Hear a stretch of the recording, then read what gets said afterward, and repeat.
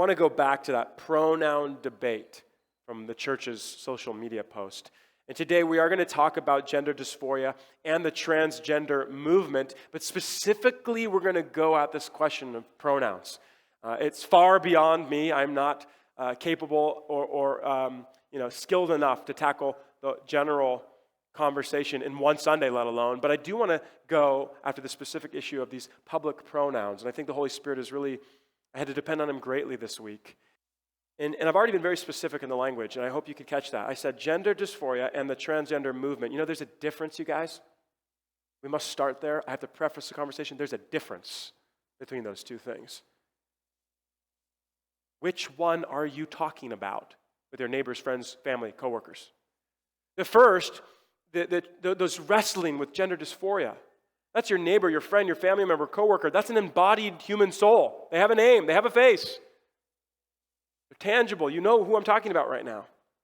The second one, the quote-unquote movement, is this disembodied, quasi-organized, faceless, nameless, sometimes mob-oriented group of people working together or separately who may not, after all, have the trans community's best interest in mind.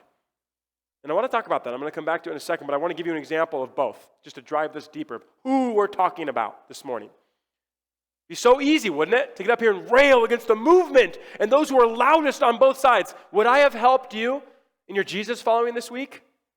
Probably not. I want to talk about the person with a name and a body who's right in front of you this coming week.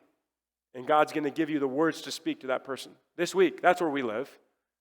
We're not these powers and principalities where we're going to critique movements, per se. But I will address it. I want to give you two examples of what I'm talking about. The first one, these embodied neighbors and friends. I have a friend who works at a shop, 3 miles down the street from my house.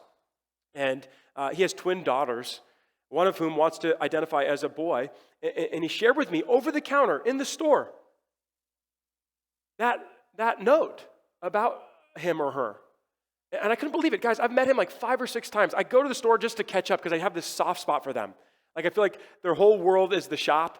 And, they don't get out a lot. And I just kind of love them. I'm kind of endeared to them. And this one day after 5 or 6 meetings, he just starts telling me his whole family story and this very tough, scary thing he's wrestling with his kids. And to me, it just felt like a holy moment. Like, man, I just want to make sure that I'm really sensitive to understanding him right now. I want to earn his trust. It's a privilege that he just shared that detail with me. And I'm praying for him. That's someone I'm talking to, I'm praying with, I have a relationship with, and I have lots of compassion that God's given me now for this family, not just this father.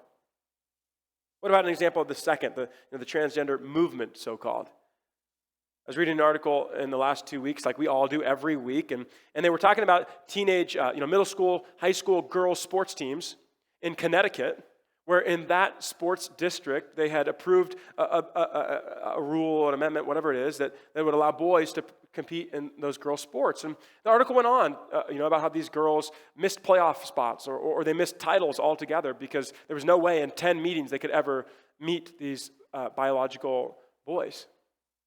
And what happened next was really critical. And I hope you can bear with me.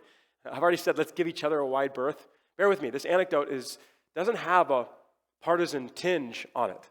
It's just the story as it reads. I'm not giving any interpretation. I'm just telling you what was.